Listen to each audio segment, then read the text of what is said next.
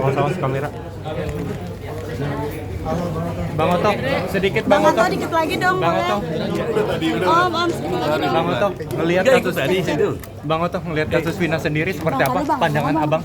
Vina, Vina apa? Bang, aduh ini mau ngomong. kita Awas, Vina awas, besok Bang. kita undang Anda lah ya di Pradi Tower. Kita akan konferensi pers mengenai soal Vina.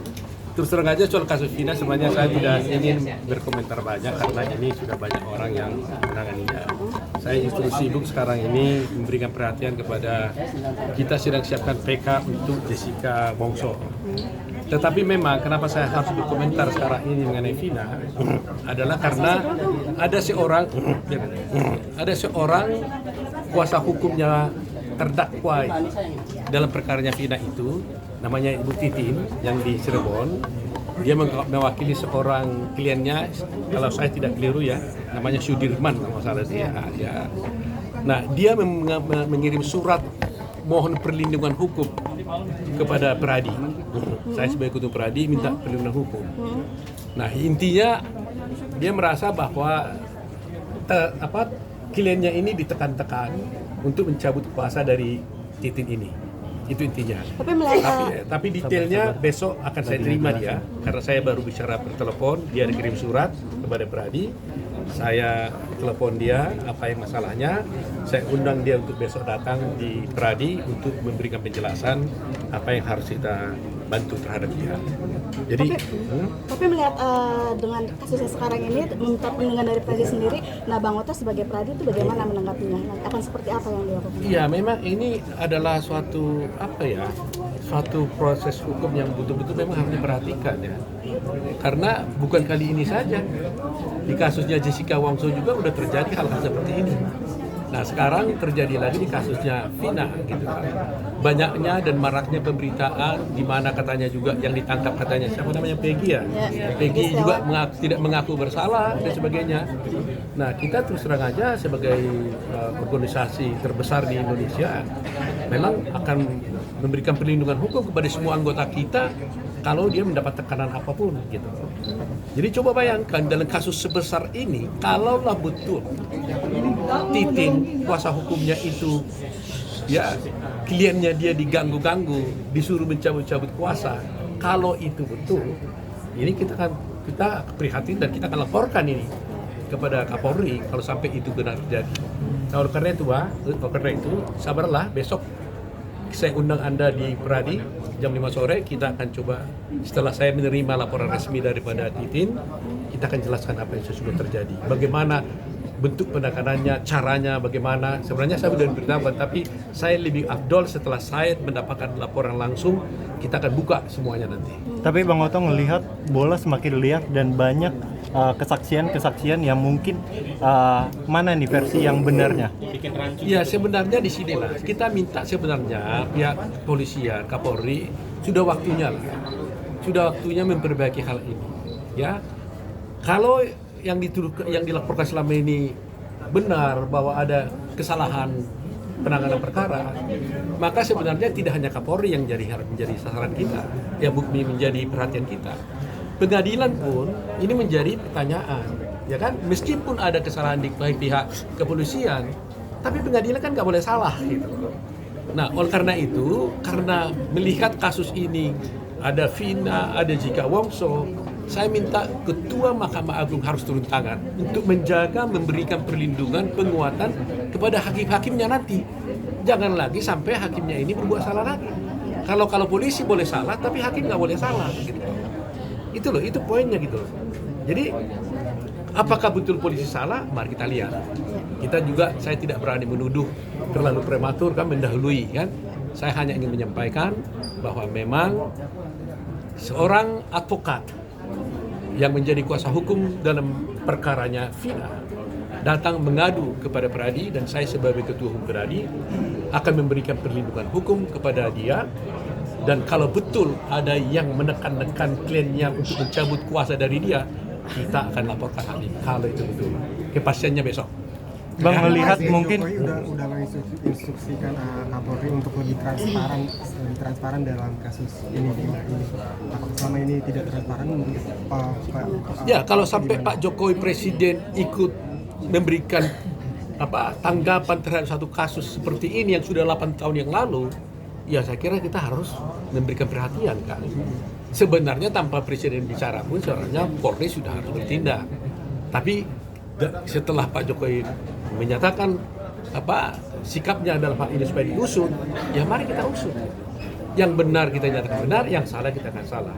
Gitu. Bang Oto ngelihat 2 DPO dicoret, Bang? Gimana Bang?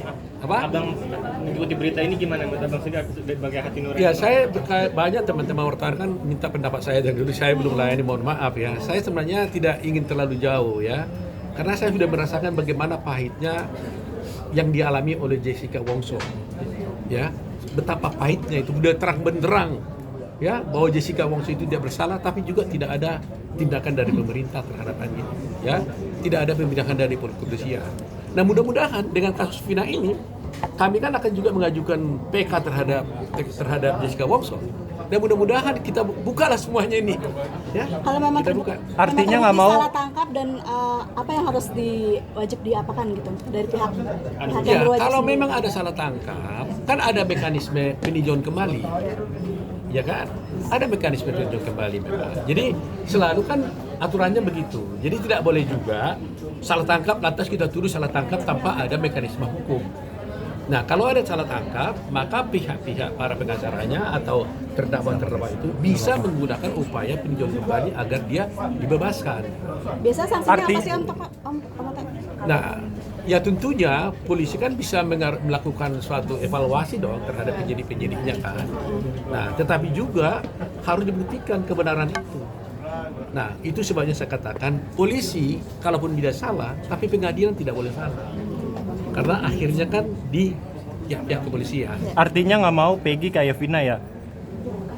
Ya, Peggy kan di Peggy karena nggak mau Peggy kayak Jessica Wongso.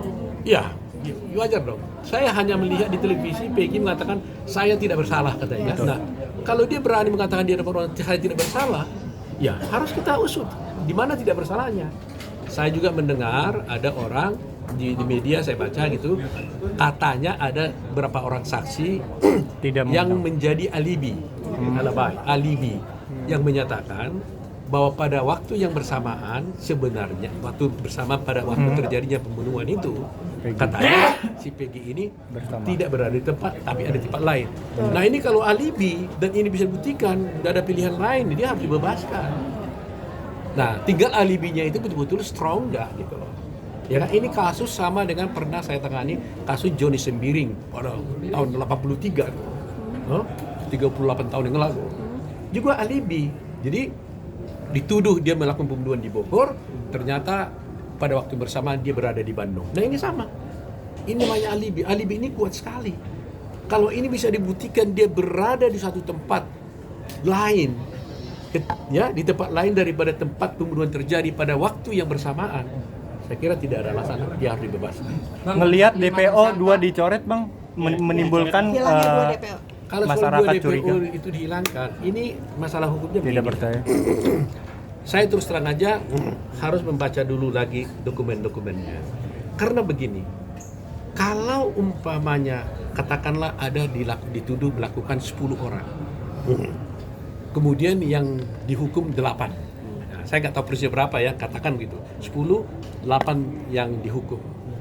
Kemudian dikatakan 2 DPO. Oke? Nah, sekarang pertanyaannya, waktu di sidang ini sebenarnya dituduhkan berapa orang? Mestinya kan 10 dong, karena dibilang 2 ada di sana. Ya kan? Dan 10 orang ini pasti kan ada perannya masing-masing. Iya kan? Perannya masing-masing. Kalau ternyata ada 1 orang tidak ada di sana, berarti perannya ini, skenario-nya ini salah dong semua. Benar. Ada yang pegang pisau, ada yang pegang tangan, ada yang pegang ini katanya kan, 8 orang umpamanya. Nah, kalau ternyata 1 orang di antara yang mengatakan bahwa ada yang megang pisau ternyata tidak ada, berarti kan skenario ini kan sudah tidak tepat gitu loh. Jadi ini berakibat dan ini merupakan satu alasan juga nanti untuk PK gitu. Karena kalau ditentukan 10 orang melakukan suatu perbuatan pidana, maka berarti 10 orang ini melakukan peran yang berbeda-beda terhadap satu soal. Satu, tidak ada dalam tidak dimasukkan, tidak dikatakan tidak ada, itu hanyalah fiktif katanya. Nah, berarti perannya ini di mana selama ini? Saya ingin tahu apakah yang tadinya dikatakan ada 2 orang fiktif itu sesungguhnya di dalam dakwaan itu dimasukkan nggak perannya dia? Kalau di dalam perkara itu yang 2 orang fiktif ini disebutkan perannya dalam perkara yang terdahulu, berarti perkara ini sudah tidak benar, harus dibatalkan ini. Banyak yang diduga Bang, pelaku tapi ngelihat utama ini merupakan kasus anak 8 tahun yang lalu. Gimana, Bang? Ya kalau itu saya kira udah disangkal oleh bupatinya, wakil bupatinya ya. Jadi Bang, saya kira nggak isu yang penting lagi soal itu saya kira. Bang, ngelihat ini 8 Peggy bang, tapi cuma satu tersangka bang yang mengenal Peggy bang. Tanggapan abang seperti apa bang? Ya, mengenalkan tidak berarti bahwa dia berbuat kan. Ya kan? Yang penting di sini bukan soal kenal atau tidak kenal, tapi apakah betul-betul ada di antara saksi itu yang bersaksi bahwa Peggy ikut melakukan. Nah, jadi kalau sampai umpamanya ada 8 orang saksi yang terdakwa ini menyatakan Peggy berbuat, tapi ada juga saksi lain yang mengatakan bahwa Peggy tidak ada berapa di situ. Ini satu hal yang serius ini. Ya kan? Jadi harus dilihat apakah ada pemaksaan atau tidak gitu. Jadi mungkin masih panjang ini. Kita lihat ya. Bang. Besok kita akan jelaskan pada Anda sekalian. Bang, ngelihat ini kasus 8 tahun yang lalu, bisakah sekarang diungkap kembali dan mendapat keadilan Vinanya sendiri? Bisa. Sangat bisa. Karena PK itu tidak ada batas waktunya. Sepanjang ada bukti baru, ya, novum namanya, itu bisa dipakai sebagai dasar untuk mengajukan PK. Ya kan?